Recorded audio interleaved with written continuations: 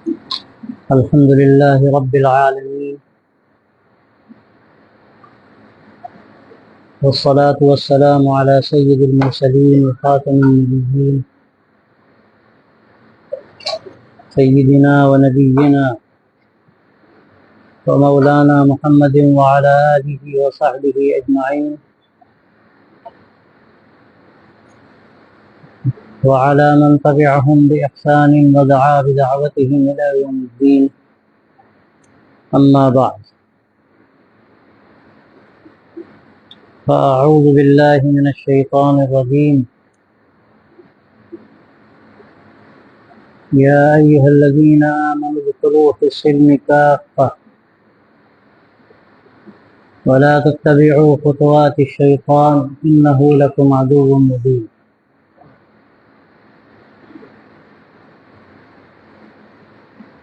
وقال تعالى: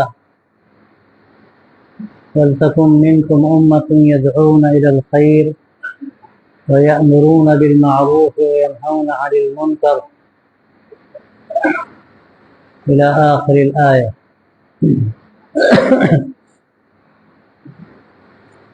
صدق اللہ العظیم. میرے محترم بھائیوں، بزرگوں اور دوستوں، یہ رمضان مبارک کا آخری جمعہ ہے.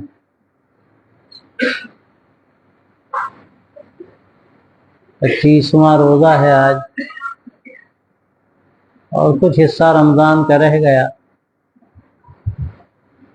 انشاءاللہ جس طرح اللہ نے یہ عافیت سے رمضان پورا کیا کہ بقیہ ایام بھی مکمل ہو جائیں گے انشاءاللہ. لیکن اب مسئلہ ہماری اگلی زندگی کا ہے. آپ یہاں آئے، مسجد کے ماحول میں رہے، اور آپ نے بہت کچھ سنا اور اچھا وقت گزارا، بہت کچھ سیکھا. ظاہر ہے کہ یہ ایک مذاکرے کی نشست ہوتی ہے اور ایک دوسرے سے کہنے سننے کا موقع ملتا ہے. تو الحمدللہ یہ وقت اچھا گزر گیا. لیکن مسئلہ اب اگلی زندگی کا ہے. یہاں سے ہم اپنے اپنے گھروں میں جائیں گے اور وہاں پھر وہی ہمارے مشاغل اور وہی ہماری مصروفیات، وہی کاروبار، اور جو زندگی کا پہلے سے رخ تھا، اس کا ڈر ہے کہ اسی رخ پر ہم دوبارہ نہ لگ جائیں اور سب بھول جائیں. ہم نے جو کچھ بھی یہاں سیکھا یا جو کچھ سنا، اب سب سے بڑا مسئلہ یہ ہے کہ ہمیں اگلی زندگی میں کس طرح اس کو اپنے ساتھ لے کر جانا ہے. یہی اصل فائدہ ہے یہاں کی، یہی اصل سوغات.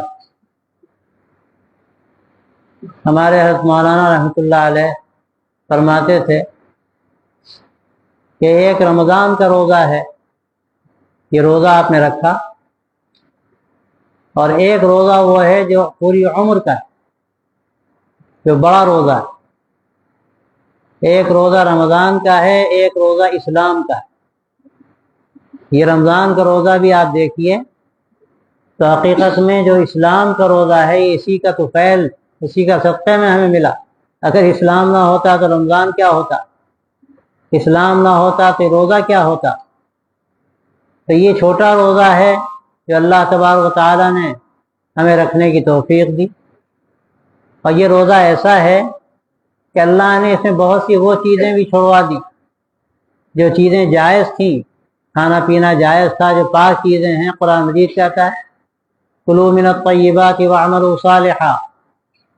پاک چیزیں کھاؤ اور اچھے کام کرو.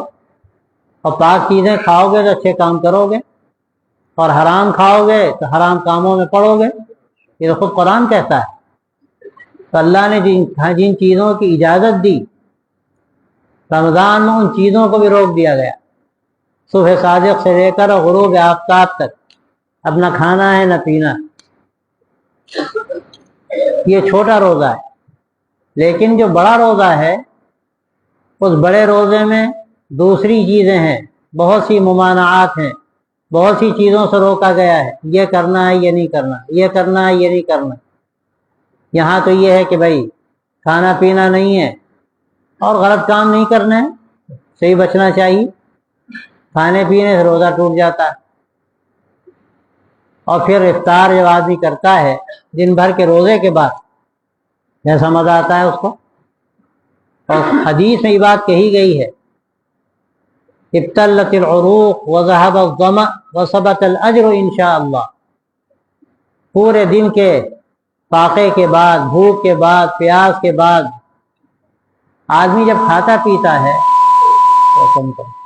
تو رگیں آدمی کی تر ہو جاتی ہیں، رگیں تر ہو جاتی ہیں اور پیاس ختم ہو جاتی ہے، بھوک ختم ہو جاتی ہے، اور اللہ کے ہاں اجر ثابت ہو جاتا ہے، لکھ دیا جاتا ہے۔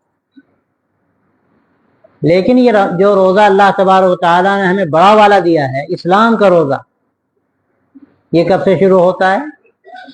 یہ روزہ شروع ہوتا ہے بلوغ سے۔ یہ روزہ شروع ہوتا ہے آدمی جب بالغ ہوتا ہے، مکلف ہوتا ہے شریعت کا، اس وقت سے یہ روزہ شروع ہوتا ہے، اور پابندی لگا دی جاتی۔ اب دیکھو بالغ ہو گئے ہو، اب نماز نہیں چھوڑ سکتے، اب جو فرائض ہیں واجبات ہیں ان کو اگر چھوڑو گے تو اس کی تمہاری پکڑ ہو جائے گی اللہ کے ہاں۔ ماں باپ کا حق ہے، اب حق تلفی کرو گے تو پکڑے جاؤ گے اللہ کے ہاں۔ پڑوسی کا حق ہے، اگر اس کا حق تم نے ادا نہ کیا تو اللہ کے یہاں گرفت ہوگی۔ اور دیکھو اب تم نے اگر حرام مال کھایا اب بچ نہیں پاؤ گے، پھر اس کے اثرات تمہیں دنیا بھی نظر آئیں گے اور مرنے کے بعد بھی تمہاری گرفت ہوگی۔ رشوت کا لینا حرام، سود کا لینا حرام، سود کا دینا حرام، کسی کا ناحق مال ہڑپ کر لینا حرام، کھانا آگ کھانا ہے۔ حدیث میں کہا گیا کہ آدمی جو حرام مال کھاتا ہے وہ حرام مال نہیں کھاتا، دیکھنے میں بڑا مزہ آ رہا ہے، بڑی لذیذ چیز کھا رہا ہے، لیکن وہ حرام مال جو کھا رہا ہے وہ آگ کا انگارہ کھا رہا ہے۔ تو آگ کے انگارے کا احساس مرنے کے بعد ہوگا، دنیا میں نہیں ہوگا۔ یہ روزہ ہے، حرام مال سے روزہ ہے، نگاہوں کا روزہ، پورے اللہ نے جسم میں جو اعضاء دیے ہیں سب کا روزہ، نگاہوں کا روزہ، غلط چیزوں کی طرف نہ اٹھے، نامحرم کی طرف نہ اٹھے۔ زبان کا روزہ، غلط باتیں آدمی زبان سے نہ نکالے، جھوٹ نہ بولے، کسی کی غیبت نہ کرے، چغلی نہ کرے، فحش باتیں نہ کرے، ادھر سے ادھر کی لگائی بجھائی نہ کرے۔ اور اسی طرح ہاتھ کا روزہ کہ آدمی کسی کو تکلیف نہ دے، غلط ہاتھ نہ اٹھے۔ پاؤں کا روزہ، کہیں غلط جگہ پر نہ جائے، غلط ارادے سے، گناہ کے ارادے سے کوئی قدم نہ بڑھائے۔ جو اللہ نے جسم دیا ہے اور جو طاقتیں دی ہیں اللہ نے ان تمام طاقتوں پر، تمام ان کی جسم کے حصوں پر روزہ فرض کیا ہے۔ ایک چھوٹا روزہ تھا رمضان کا، اور یہ روزہ بڑا کب شروع ہوتا ہے؟ بلوغ کے بعد سے شروع ہو جاتا ہے۔ آدمی بالغ ہو گیا بس، اب اس کے بعد روزہ شروع۔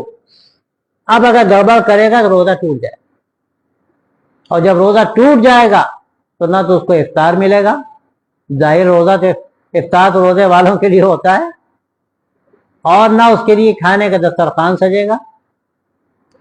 یہ جو روزہ بڑا اللہ تبارک و تعالیٰ نے دیا ہے، جس میں ہمیں ان چیزوں سے روکا ہے کہ کسی کی حق تلفی نہ کرنا۔ دیکھو اگر تم نے وراثت میں مال نہ دیا اپنی بہن کا تو تم نے حرام کھایا، روزہ ٹوٹ گیا تمہارا۔ اگر اپنی بہن کو تم نے حق نہیں دیا تو روزہ ٹوٹ گیا۔ اللہ نے قرآن مجید میں بتا دیا کہ اس کا کیا حق ہے وراثت میں، اس کا ادا کرنا، اس کا جو بھی اللہ نے حق دیا اس کو پہنچا دینا، یہ ہماری ذمہ داری۔ بہت سے لوگ کیا کہتے ہیں، بہن نے معاف کر دیا، اب بیچاری بہن معاف نہ کرے تو کیا کرے؟ سماج کا ڈر ہے، لوگ کیا کہیں گے، بھائی کا حق کا مطالبہ کر رہی ہے۔ لیکن اللہ نے جو حق دے دیا، تم کون ہوتے ہو حق رکھنے والے؟ یہ تمہاری طرف سے جو بات کہی جا رہی ہے بہن نے معاف کر دیا، وہ مجبوری ہے اس کی، اس کا حق ادا کرو۔ نہیں حق ادا کرو گے تمہارا روزہ ٹوٹ جائے گا۔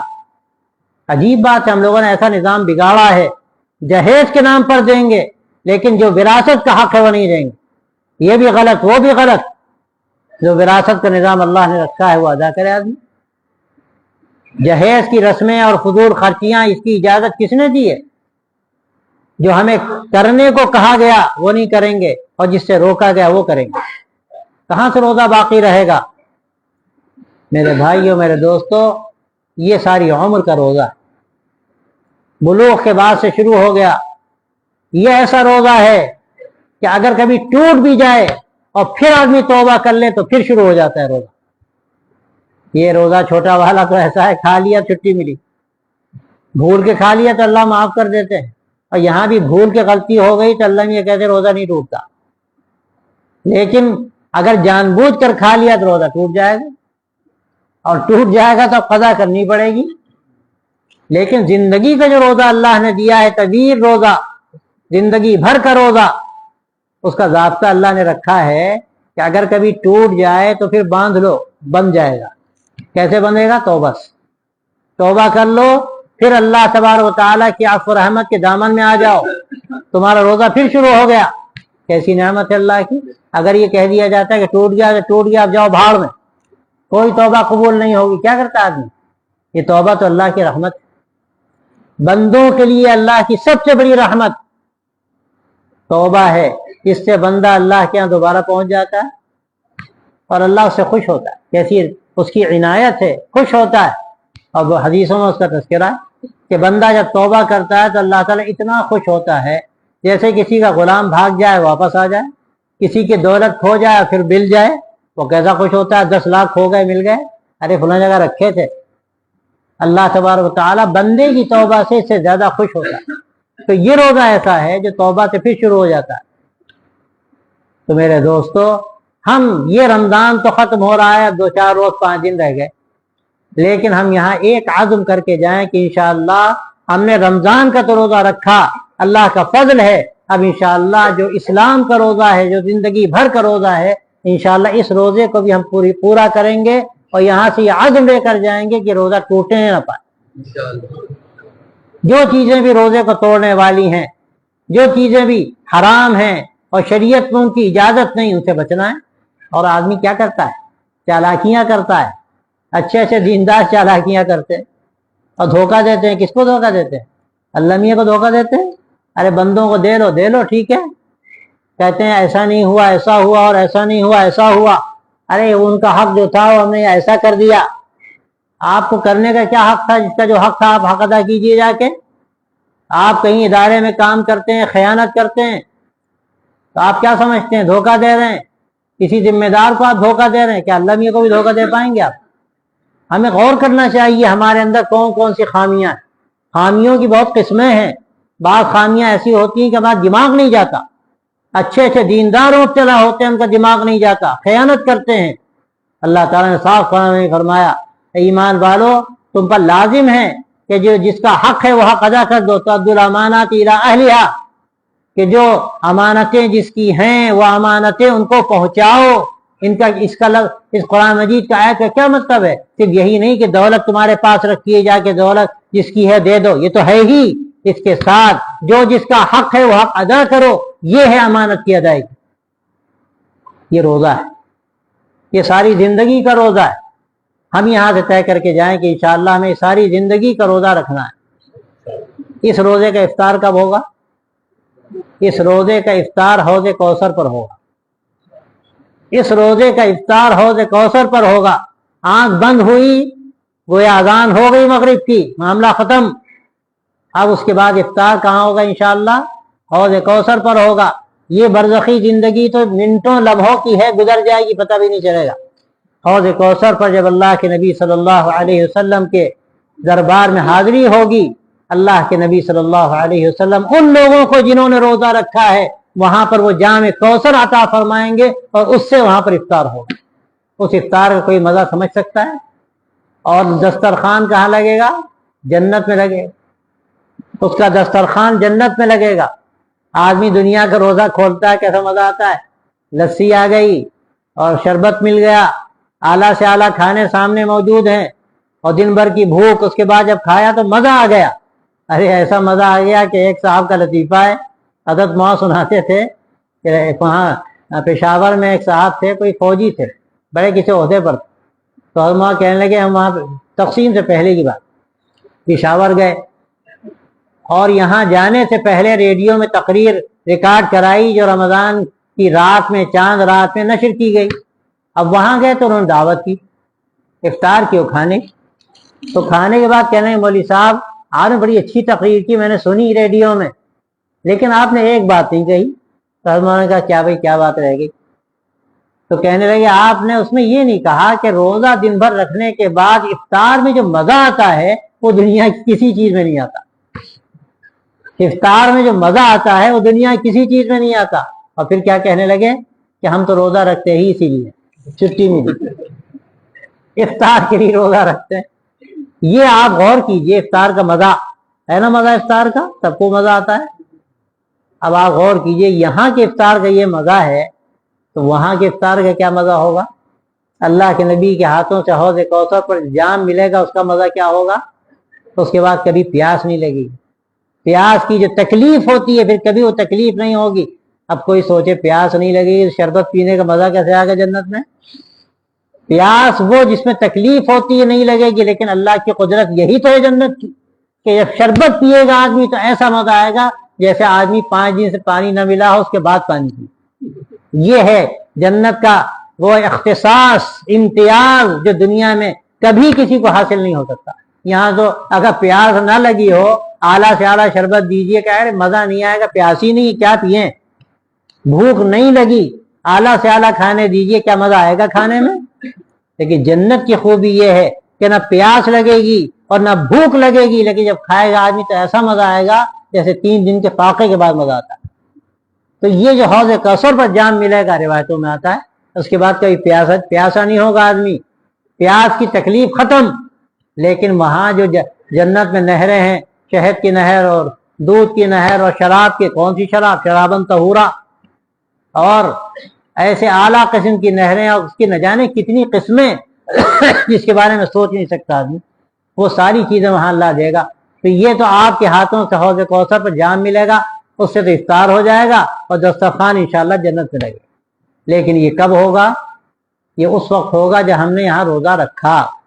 اب ہم سب غور کریں کہ واقعتاً کیا ہم روزہ رکھتے ہیں؟ ہم نے رمضان کا روزہ رکھا، لیکن کیا واقعتاً وہ روزہ کہ رمضان کا روزہ بھی اس کے طفیل میں ملا، اس روزے کا ہم کو اہتمام ہوتا ہے؟ اللہ نے کن چیزوں کی اجازت دی اور اللہ نے ہمیں کن چیزوں کی اجازت نہیں دی، ہمیں ان چیزوں پر غور کرنا چاہیے، جائزہ لینا چاہیے اور وہی کرنا چاہیے جس سے اللہ راضی ہوتا ہے۔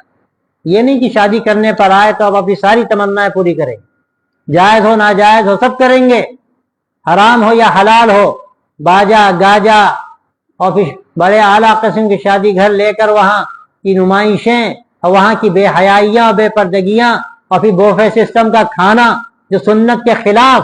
یہاں تک کہا گیا کہ اگر آدمی پانی پیے کھڑے ہو کر تو یہ غلط ہے، سنت کے خلاف۔ ایک صحابی نے پوچھا اللہ کے رسول کھانا کھائے تو فرمایا اشر و اخبث، بدترین ہے، خبیث ترین کام ہے کہ آدمی کھڑے ہو کر کھانا کھائے۔ کہ کون سی سنت کی ادائیگی ہو رہی ہے ولیمے کی؟ کھڑے ہو کر کھانا کھلایا جا رہا ہے۔ جائز نہیں ہے کہ آدمی کھڑے ہو کر کھانا کھائے یا کھلائے۔ ان لعنتوں سے اپنے آپ کو بچانے کی ضرورت ہے۔ شادی بیاہ کے موقع پر جہیز کے مطالبے، یہ بچیاں بیٹھی ہیں ارتداد کا شکار ہو رہی ہیں، ہم کو پرواہ نہیں اس کی۔ یاد رکھیے اس کے اللہ کیا پکڑ ہوگی کہ تم نے شادی کی اپنی بچی کی، 1 کروڑ روپے خرچ کیے، 50 لاکھ روپے خرچ کیے، تمہارے پڑوس میں 10 بچیاں بیٹھی تھیں، ان کی شادی کا انتظام نہیں تھا، جس کے نتیجے میں وہ ارتداد کے شکار ہوئی۔ اگر تم 10 لاکھ روپے دیتے تو شادی ہو جاتی۔ اس کی پکڑ اللہ کیا ہوگی، ہم بچ نہ سکے۔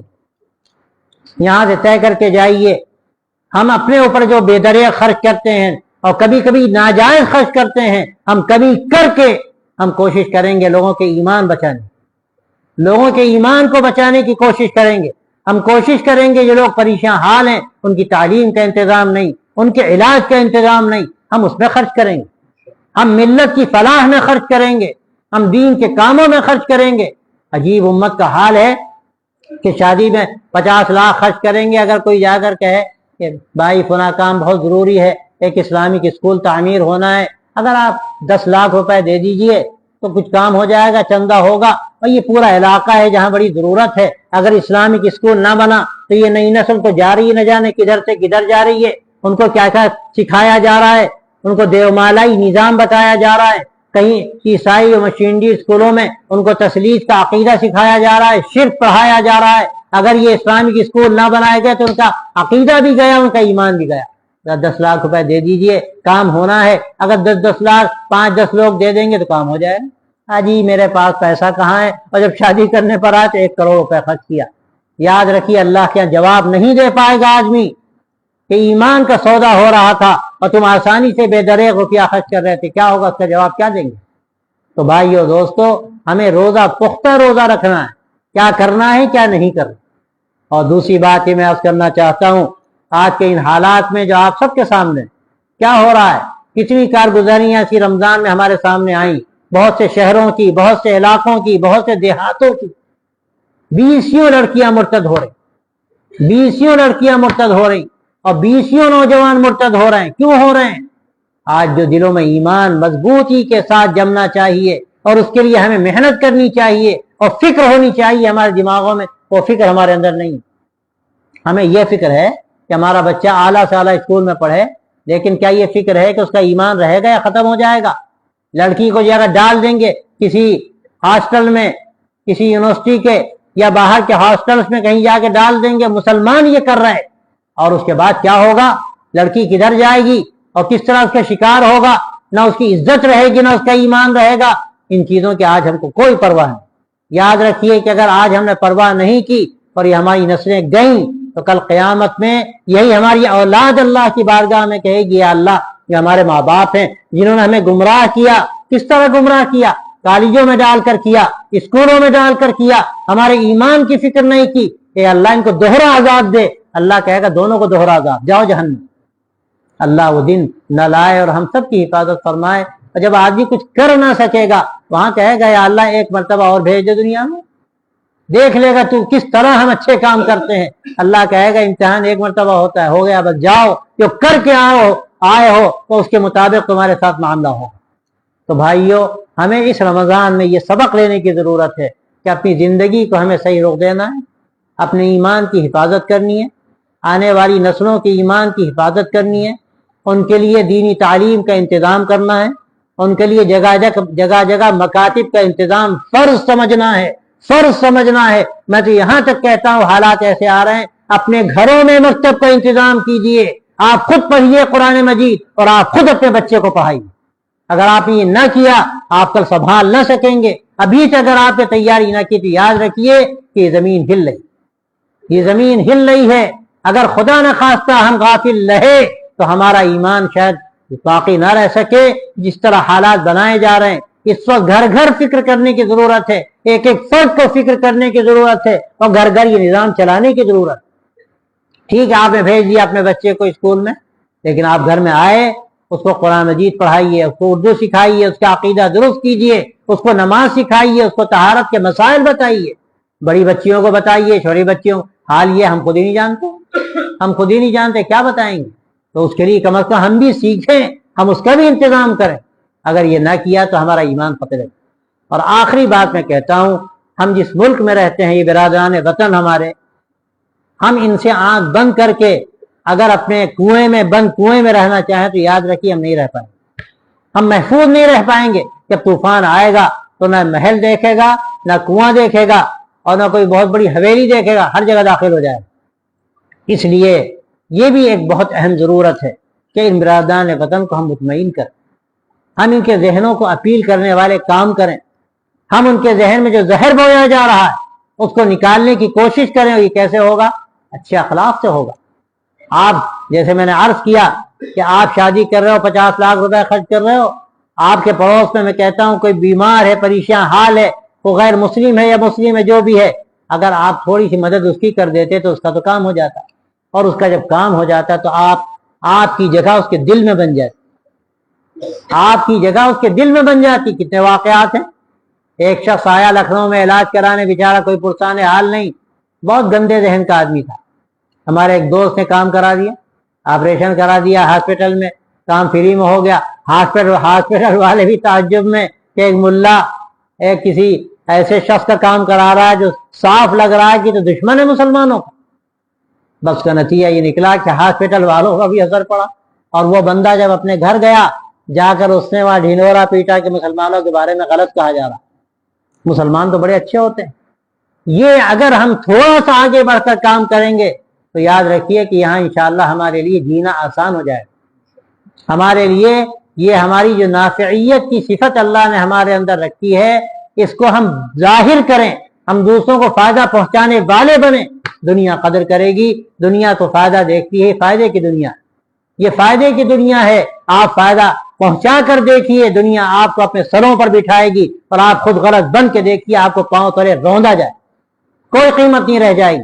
اور آج ہمارا جو حال ہو رہا ہے اس کا سبب یہ ہے کہ ہم نے اپنے ان برادران وطن کو، جن کا حق تھا، حق جوار تھا، ہم پر دعوت کا حق تھا، ہم پر یہ ذمہ داری تھی کہ اسلام کی ایک اچھی تصویر ہم ان کے سامنے پیش کرتے، ہم بالکل غافل ہیں ان چیزوں سے۔ اس کا نتیجہ یہ ہے کہ آج ہمیں گویا کہ روندنے کی تیاری ہو رہی، ہم نے ان کا حق نہیں دیا، ہم نے ان کا حق نہیں دیا جو امانت اللہ تبارک و تعالیٰ نے ہم کو دی تھی، ایمان کی، اخلاق کی، آج ہم نے بالکل اپنے آپ کو اس سے خالی کر لیا، نہ ہم نے فائدہ اٹھایا اور نہ ہم نے دوسروں کو فائدہ پہنچایا۔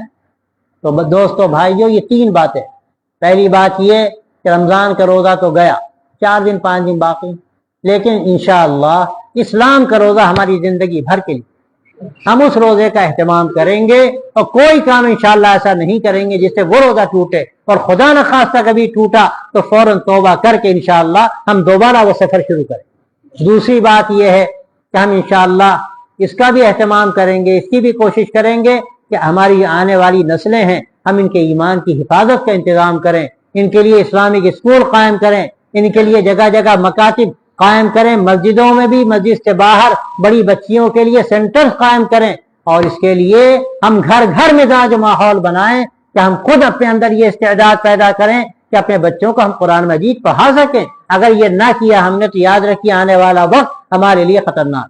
اور تیسری بات یہ ہے، اور بڑی اہم بات ہے، اگر یہ کام آپ نے کر لیا تو 2 کام اور آسان ہو جائیں گے انشاءاللہ، کہ یہاں جو ہمارے بھائی ہیں ان کا ہم پر حق ہے، ہم اچھے اخلاق سے، اپنے کردار سے، اپنے طرز عمل سے دکھائیں کہ اسلام کیا ہے، اسلام کیا ہے۔ وَمَنْ أَحْسَنُ قَوْلًا مِّمَّنْ دَعَا إِلَى اللَّهِ وَعَمِلَ صَالِحًا وَقَالَ إِنَّنِي مِنَ الْمُسْلِمِينَ، اس سے بہتر کون ہے جو اللہ کی طرف بلائے اور اچھے کام کرے اور کہے کہ ہم مسلمان، کہے کہ ہم مسلمانوں میں سے۔ کیا مطلب ہے کہنے کا؟ کہنے کا مطلب یہ ہے کہ اس کی زندگی بولتی ہو کہ یہ مسلمان، اس کا اسلام بولتا ہو کہ یہ اچھے اخلاق رکھتا ہے، یہ کسی کو تکلیف نہیں پہنچاتا، یہ دھوکہ نہیں دیتا، یہ دکاندار ہے تو ایسی دکانداری کرتا ہے کہ آنکھ بند کر کے کسی کو بھیج دیے سودا لے آئے۔ لیکن آج تو بالکل الٹ گیا معاملہ، ہم مسلمانوں کا حال یہ ہے، خیانت کریں، دھوکہ دیں اور نہ جانے کیا کیا کریں۔ اس کا نتیجہ یہ ہے کہ لوگوں نے اسلام کو ہماری زندگی سے سمجھنا شروع کیا ہے، اور لوگ اسلام کو وہی سمجھتے ہیں جو ہمیں دیکھتے ہیں، تو ہم بدنامی کا ذریعہ بنتے ہیں۔ اس لیے ہمیں اس کی بھی کوشش کرنی چاہیے کہ ہم برادران وطن کو مطمئن کریں اپنی اچھی زندگی سے اور اچھے اخلاق۔ یہ 3 باتیں اگر آپ یہاں سے انشاءاللہ لے کر جائیں گے اور ان کا جائزہ لیتے رہیں گے، یہ نہیں کہ گئے کچھ دن تو خیال رہا اس کے بعد فرصت ملی، ان باتوں کا جائزہ لینا، ان کا مذاکرہ کرنا، عملی اقدام کرنا، اپنے اپنے علاقوں میں مکتب قائم کرنا، جگہ جگہ اسلامک اسکول کی فکر کرنا۔ آپ نہیں کر سکتے، جو کر رہا ہے اس کی مدد کرنا، مدارس کو قائم رکھنے کی جد و جہد کرنا، اور اس کے ساتھ ساتھ ہماری جو نسل ہے اس کی حفاظت کرنا، اور پھر ہمارے جو برادران وطن ہیں ان کے سامنے اچھا نمونہ پیش کرنا۔ یہ مسلسل انشاءاللہ ہمیں محنت کرنی، اور آپ کریں گے اللہ اس دین کی اس ملک میں حفاظت کرے گا۔ کہ اولیاء اللہ کا ملک ہے، ایسے علماء کا ملک ہے جنہوں نے سارے عالم میں دین پھیلایا۔ اللہ تعالیٰ انشاءاللہ اس ملک میں ایمان کو ضائع نہیں فرمائے گا، لیکن اس کے لیے تھوڑی سی محنت کی ضرورت ہے۔ اللہ تعالیٰ کا نظام یہ ہے کہ جو کرتا ہے اس کو ملتا ہے، ہم بالکل غافل ہو جائیں گے تو پھر اس کا ڈر ہے کہ کہیں اللہ کی طرف سے پکڑ نہ ہو۔ اللہ تعالیٰ ہم سب کو توفیق دے، اور یہ آخری جمعہ اس رمضان کا ہے، اللہ ایسے 20 اور 50 رمضان نصیب فرمائے، برکات کے ساتھ نصیب فرمائے، اور اللہ اس ملک میں اسلام کی حفاظت فرمائے، اور سارے عالم میں اللہ تبارک و تعالی اسلام کی حفاظت فرمائے، اور ہمیں توفیق دے کہ ہم ایسے کام کریں کہ جس سے اللہ کی حفاظت آسمانوں سے اترتی ہے، اس کی مدد اترتی ہے۔ وآخر دعوانا ان الحمد للہ رب العالمین۔ اللهم صل وسلم وبارك على سيدنا ونبينا ومولانا محمد وعلى آله وصحبه أجمعين ربنا تقبل منا إنك أنت السميع العليم وتب علينا إنك أنت التواب الرحيم رب وفقنا لما تحب وترضى واجعل آخرتنا خيرا من الأولى اللهم أحسن عاقبتنا في الأمور كلها وأجرنا من خزي الدنيا وعذاب الآخرة وأجرنا من خزي الدنيا وعذاب الآخرة وأجرنا من خزي الدنيا وعذاب الآخرة يا حي يا قيوم برحمتك نستغيث أصلح لنا شأننا كله ولا تكلنا إلى أنفسنا طرفة عين ولا تكلنا إلى أنفسنا طرفة عين ربنا آتنا من لدنك رحمة وهيئ لنا من أمرنا رشدا اللهم إنك عفو تحب العفو فاعف عنا یا حی یا قیوم یا ذا الجلال والاکرام یا ارحم الراحمین یا اللہ اپنے فضل سے ہمیں سچا ایمان نصیب فرما یا اللہ اس ایمان پر استقامت نصیب فرما یا اللہ اعمال پر جماع نصیب فرما یا اللہ آنے والی نسلوں کی حفاظت فرما یا اللہ ان کے ایمان کی حفاظت فرما ان کی عزت و آبرو کی حفاظت فرما یا اللہ پورے ملک میں تو ایمان کی ہوائیں چلا دے یا اللہ تو ہمیں ایسی زندگی نصیب فرما دے جو سراپا دعوت بن جائے یا اللہ ایسی زندگی جو دوسروں کو کھینچنے والی ہو اور دوسروں کو اسلام کی طرف راغب کرنے والی ہو اے اللہ تو اپنی رضا کے لیے ہم سب کو قبول فرما لے یا اللہ رمضان جب آخری مراحل میں ہے چند روز باقی رہ گئے اے اللہ جو کچھ وقت رہ گیا اس کی قدردانی کی توفیق عطا فرما یا اللہ شب قدر کی دولت سے ہم سب کو سرفراز فرما اس کی نعمتیں اور برکتیں ہم سب کو نصیب فرما اے اللہ تو اپنے فضل سے جو بھی توفیق تیری طرف سے ملی یا اللہ ہم نے تو بہت ہی نقص کے ساتھ کام کیا اور بہت ٹوٹے پھوٹے ہمارے کام پیش کرنے کے لائق نہیں لیکن اے اللہ تو بڑا کریم ہے اپنے کرم سے قبول فرما لے یا اللہ اپنے کرم سے ہم سب کی مغفرت کا فیصلہ فرما پوری امت کی مغفرت کا فیصلہ فرما اور ساری امت پر اپنا فضل فرما یا اللہ جو لوگ مصیبت و پریشانیوں میں ہیں ان کو مصیبتوں سے نکال دے یا اللہ جو مظلوم ہیں ان کی مدد فرما یا اللہ جو مظلوم و مقہور ہیں ان کی مدد فرما جو مستضعف ہیں اے اللہ تو غیب سے ان کے لیے طاقت کا سامان فرما یا اللہ جو ان کے خلاف ہیں اور ان پر حملہ آور ہیں اے اللہ ان کو کمزور کر دے یا اللہ ایمان والوں کو طاقت عطا فرما دے ہمت و حوصلہ نصیب فرما دے ان کے راستوں کو کھول دے یا اللہ تو نے جو بھی ہمیں توفیق عطا فرمائی یہاں جو لوگ آئے ان سب کے آنے کو قبول فرما اور توفیق جو تو نے دی یا اللہ اس توفیق کو بھی قبول فرما اور توفیق کے ذریعے سے جو کچھ بھی ہمیں کاموں کا موقع ملا ان کو بھی قبول فرما یا اللہ جو بیمار ہیں ان کو شفا عطا فرما جو پریشان ہیں ان کی پریشانی دور فرما جو مقروض ہیں قرض کی ادائیگی کی صورتیں پیدا فرما جو ناحق قید و بند ہیں ان کے خلاصی کے اسباب پیدا فرما جن کے اولاد نہیں اولاد صالح نصیب فرما یا اللہ جو بھی کسی بھی ضرورت میں پریشانی میں ہے اپنے کرم سے اس کی ضرورت کو پورا فرما دے اس کی پریشانی کو دور فرما دے اہل حاجت کی حاجتوں کو اگر وہ جائز ہیں تو مکمل و پورا فرما دے اے اللہ جو حضرات دعا کے لیے چاہتے ہیں ان کو ہماری دعاؤں میں شامل فرما اور تمام مرحومین کی مغفرت فرما سب کے ساتھ فضل کا معاملہ فرما اور ہمارا وقت آئے تو اللہ ہمیں بھی ایمان کے ساتھ اٹھا اور اپنے نیک بندوں میں ہمارا حشر فرما وصلی اللہ تعالی علی خیر خلقہ سیدنا و مولانا محمد وعلی آلہ وصحبہ اجمعین برحمتک یا رب